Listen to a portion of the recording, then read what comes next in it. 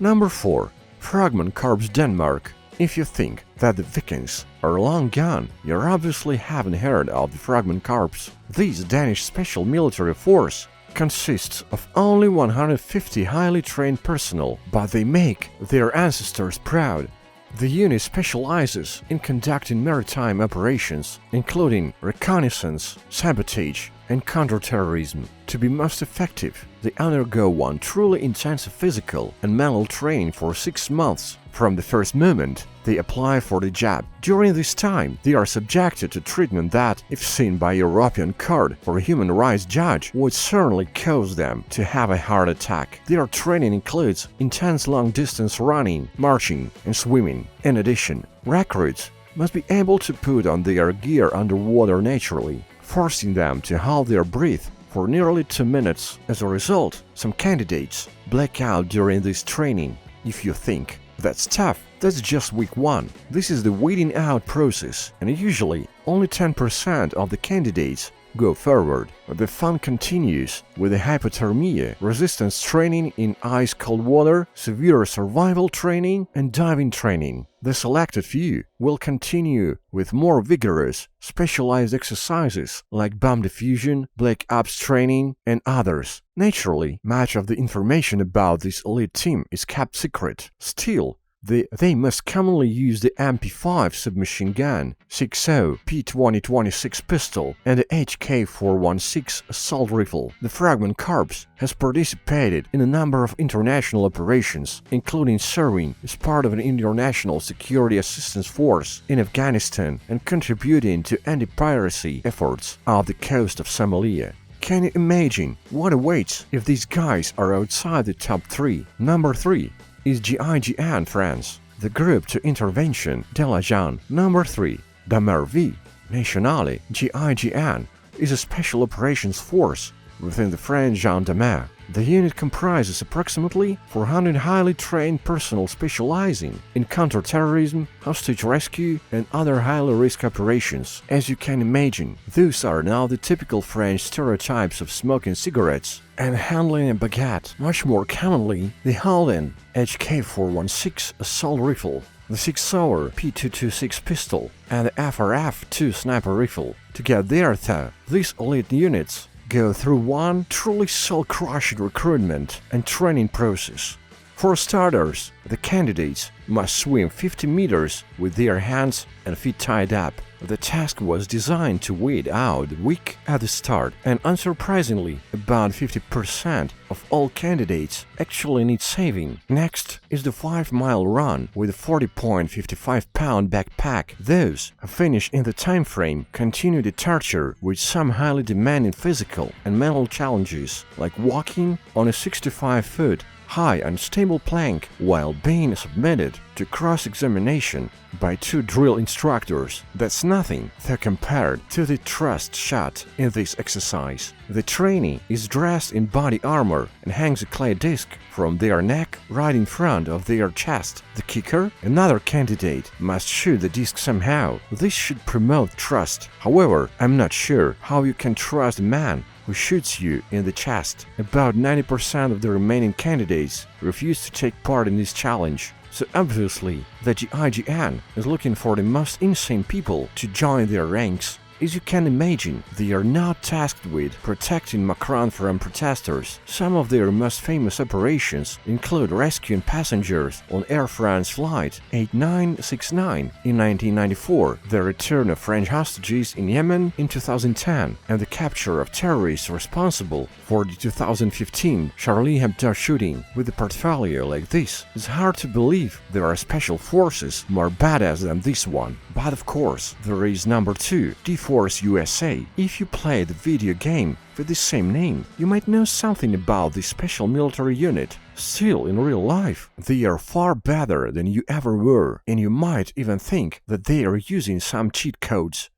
They are not. Number 2. The Delta Force team is the most elite US special military unit, and as such, they are often tasked with the impossible. They operate in high secrecy, and little is known about their regiments and day-to-day training. Still, the unit comprises roughly 1,000 personnel and goes through one of the most challenging selections you can imagine. First and foremost, to qualify as a candidate, you must have been in an active war and participated in a battle. Fortunately, for most US soldiers, America wasn't the most peaceful country in the past 2 decades. So, eligibility is not such a high problem. Getting through the first stage, however, is tough. To become part of this specialized unit, you need to be an expert in demolition, firearms, and navigation. Still, over the training course, these skills will be enhanced significantly. While the exercises themselves are kept top secret, they are designed to break a person's spirit and will to live. Some sources claim that candidates are left to sleep as little as 3 to 4 hours a night for weeks, while at the same time pushed beyond their limit with vigorous physical and endurance training. Only about 5% of all candidates finish this nightmare of training. As you can imagine, such a secretive special force is not often in the headlines. Still, they are well known for their role in taking over Panama in 1989 after a hostage situation. Moreover, they were tasked with capturing Saddam Hussein in 2003 and were involved in the raid on Osama bin Laden's compound in Pakistan. Though the final shot was not theirs, SEAL Team 6 stole the thunder. There are many mysteries about Delta Force, but the only one I can think of right now is how can be better than these guys. Number 1. SAS. When discussing baddest British operatives, James Bond undoubtedly comes to mind. However, this fictional character is related to their secret agency MI6, and compared to the SAS, these guys are merely newbies. When it comes to brute force, the British rely on their Special Air Service, better known as the SAS unit. This is the British Special Forces responsible for conducting various operations, including counter-terrorism, direct action, reconnaissance, and hostage rescue. The SAS is comprised of 4 regiments, each with a number of operational squadrons. The exact number of personnel within the SAS is classified, but is estimated to be around 400 to 500 personnel. Naturally, to be part of the best military unit on the planet, you must be more than a mere human. Actually, I'm not sure that even demigods are allowed. Those who can finish the SAS training course must be nothing less than gods. After all, their main battlefield task is to inflict as much damage as possible within the shortest time behind enemy lines without any losses. This ambitious goal forces trainees to go through excruciating physical and mental training. While most elite squads have a hell week to weed out the unfit candidates, the SAS have a 5-month-long hell training. It includes 6 marathons in just 5 days, and since that's obviously not hard enough, candidates must wear 55 pounds of bricks in their backpacks throughout all marathons. Naturally, these marathons are not on the streets and countryside, but in the mountains of the West and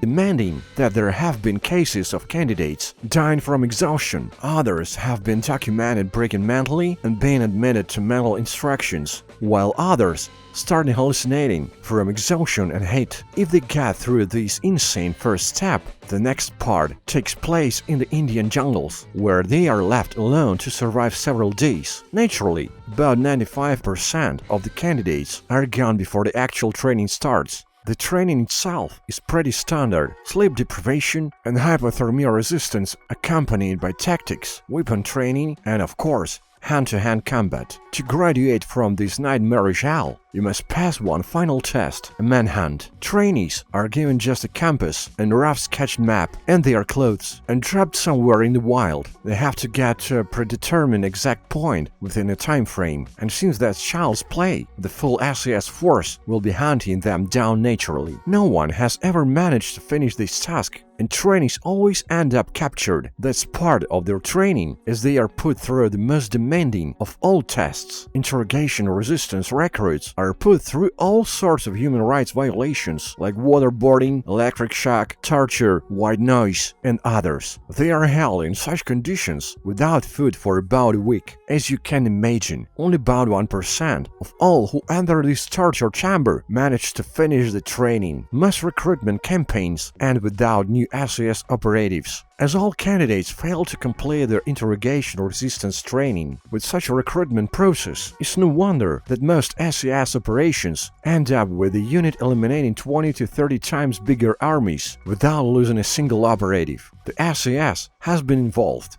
in a number of high-profile operations, including the Iranian embassy siege in London in 1980, the Gulf War in 1991, and the war in Afghanistan. One of the SES most famous operations was Operation Nimrod in 1980, which involved the rescue of hostages from the Iranian embassy in London. So, with such highly skilled units, how do war leaders protect themselves against them? Let's find out with the video to your left.